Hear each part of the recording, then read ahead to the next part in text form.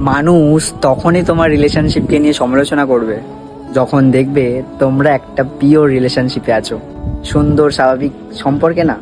মানুষের অভাব দেওয়ার আর কাজ নেই। কি করছো না করছো, কোথায় যাচ্ছো, কেন করছো, যত তোমার না ইন্টারেস্ট, তাদের বেশি সব থেকে ইন্টারেস্ট। আর যেটা সত্যি কথা, আমাদের এই সমাজে নেগেটিভ আর টক্সিক মানুষই বেশি ভর্তি হয়ে গেছে।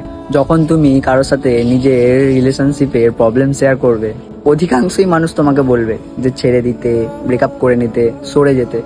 কিন্তু কেউ কি এক্স্যাক্ট তোমাকে সলিউশন দেবে যে স্টে করে নিতে?